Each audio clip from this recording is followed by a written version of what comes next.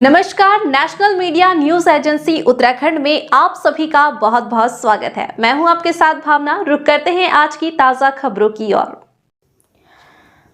माकपा माले के राज्यव्यापी प्रतिरोध दिवस के तहत लालकुआ तहसील पर नैनीताल से लेकर पूरे राज्य में आए दिन हो रही महिला उत्पीड़न की घटनाओं पर रोक लगाए जाने, महिला उत्पीड़न की घटनाओं में पीड़िता को त्वरित न्याय के लिए फास्ट ट्रैक कोर्ट का गठन करने, हर घटना का सांप्रदायिक विभाजन और नफरत के लिए इस्तेमाल करने के खिलाफ महिला उत्पीड़न की घटनाओं पर रोक लगाने में राज्य सरकार की नाकामी और सांप्रदायिक सद्भाव को बिगाड़ने के लिए खुले तौर पर जिम्मेदार उत्तराखंड राज्य के मुख्यमंत्री पुष्कर सिंह धामी के इस्तीफे की मांग को लेकर तहसील परिसर में प्रदर्शन करते हुए उत्तराखंड के राज्यपाल को ज्ञापन भेजा।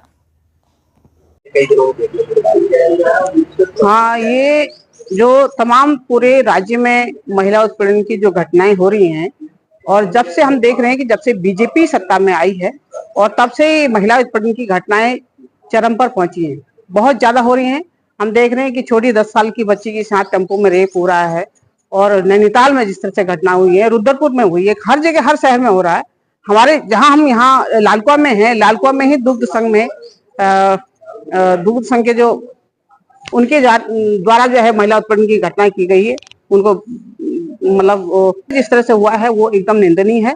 और किसी भी रेपिस्ट जो है वो पकड़ा गए हैं नैनीताल में, उसके बावजूद दूसरे दिन जो है जो सांप्रदायिक माहौल बनाने का जो पूरा खेल चला है वो खेल बिल्कुल निंदनीय है। इसके लिए हम लोग जो है इसका विरोध करते हैं और महिलाओं को जो अभी जो निर्भया फंड है जो जिनके साथ रेप हुआ है उनको देना चाहिए, पुनर्वास के लिए वो करना चाहिए, पूरी मांग हम लोग करते हैं। हम लोगों ने आज जो है राज्यपाल को ज्ञापन दिया है, उसमें ये तमाम सारी मांगे की हैं कि सांप्रदायिक सौहार्द बनाए रखने के लिए जो है सरकार को काम करना चाहिए।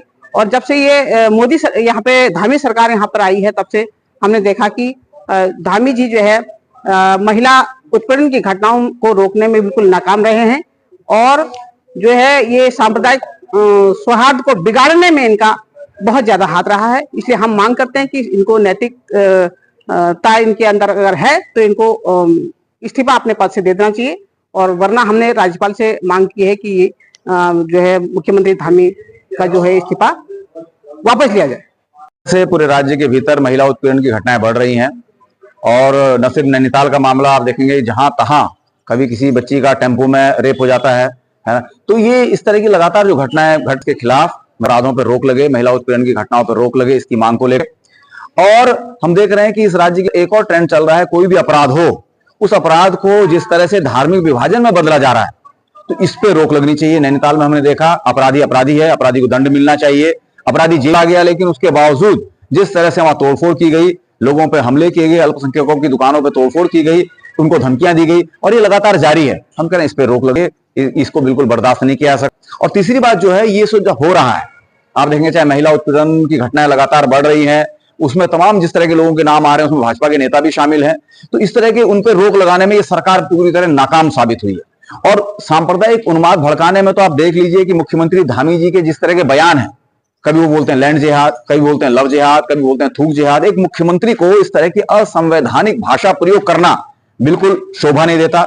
हम तो कह रहे हैं कि जो ये माहौल बिगड़ रहा है इसकी पूरी की पूरी जिम्मेदारी राज्य के मुख्यमंत्री पुष्कर सिंह धामी जी की है।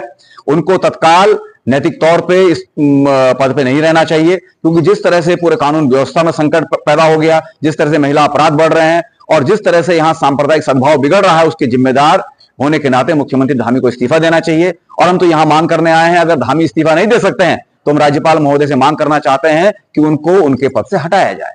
हम लोग राज्यपाल महोदय को दे रहे हैं, उत्तराखंड के राज्यपाल को, उसमें हमने यही मांग की है। और हमने ये भी मांग की है कि जो महिला अपराध हैं उनके लिए फास्ट ट्रैक कोर्ट में उन मामला चलना चाहिए। निर्भया फंड जो है उसका इस्तेमाल किया जाना चाहिए जो पीड़ित बच्चियां हैं उनके पुनर्वास के लिए, और उनको हर तरह की सुरक्षा प्रदान करने का काम ये सरकार का है ना। और सारे से सांप्रदायिक विभाजन आप पैदा कर रहे हैं, ये बिल्कुल नहीं होना चाहिए। इस ज्ञापन भी दिया है, हम लोगों ने धरना प्रदर्शन भी किया है।